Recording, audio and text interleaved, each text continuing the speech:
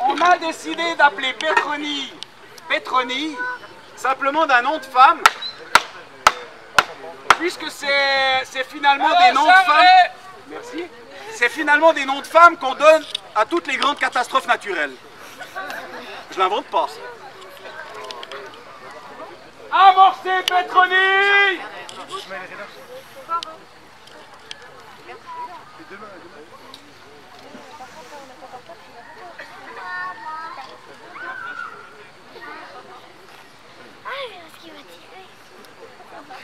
C'est là où je revérifie pour être sûr qu'elle n'a pas mis trop de pulvérin, parce que s'il y a trop de pulvérin, ça part dans tous les sens et ça va brûler quoi? Le pourpoint, merci. Bout de feu en position! Bouchez-vous les oreilles! On se bouche les oreilles! Pour un tir, feu! Déchargez Pétronille! Mouillez Pétronille! On pouvait avoir une cadence de 5 coups à la minute avec une équipe entraînée. Comme les miens, c'est pas des rapides. Pour commencer, là, c'était bien. Chargez Pétronille! On a 3 culasses. Vous aviez à l'époque une Lac-But.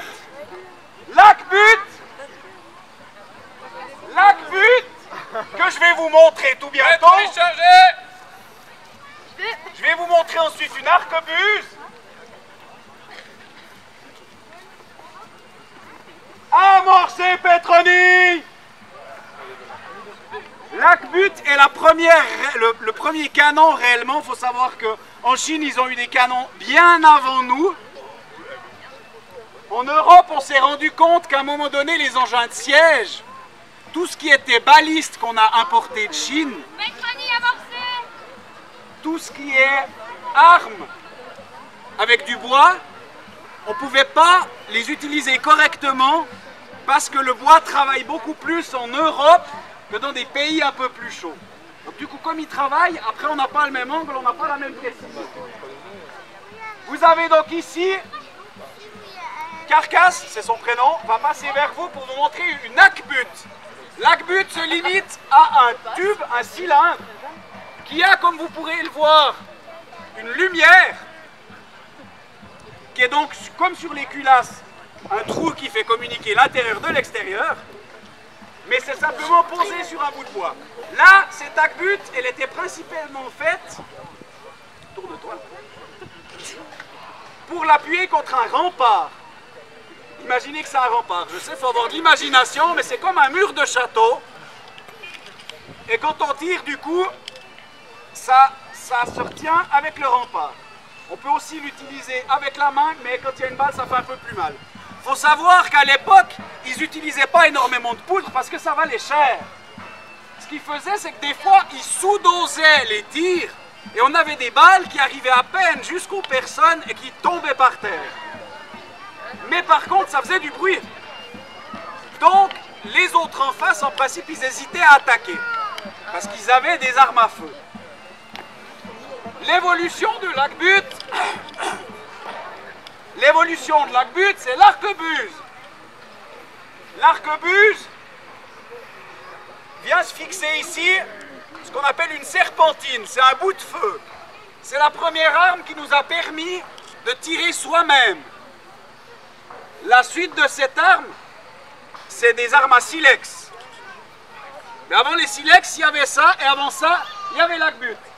Et après les Veuglers, les canons à culasse, il y a eu les canons en bronze. Les canons en bronze étaient d'une pièce, il n'y avait pas de culasse. Le problème des culasses, on va dire son avantage, c'est qu'on pouvait tirer plusieurs coups assez rapidement. Le problème, c'est que ça faisait parfois plus de morts derrière le canon que devant. Donc on a abandonné l'idée, et à partir de 1478, on s'est mis à couler des canons en bronze. Pétronille amorcée. Bout de feu en position. On se bouche les esgourdes.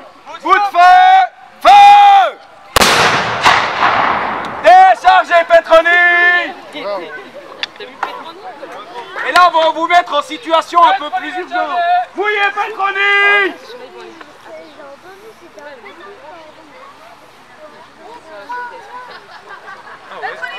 Chargez Petroni!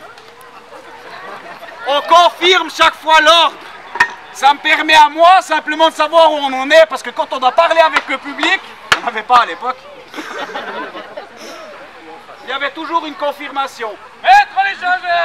Amorcez Petroni!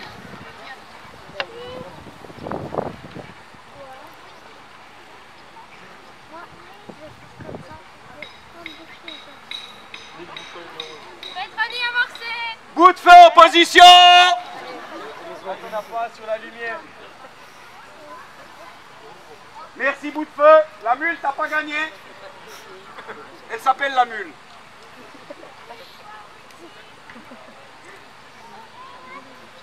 Petroni amorcé! Bout de feu en position. Bout de feu prêt. Pour le dernier tir de Petroni. Feu! Déchargez Petroni!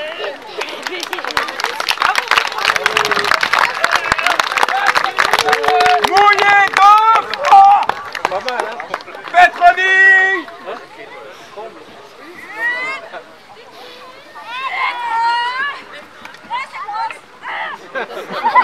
Alors Ficelle elle aime bien quand ça rentre, mais ça a du mal à ressortir toujours.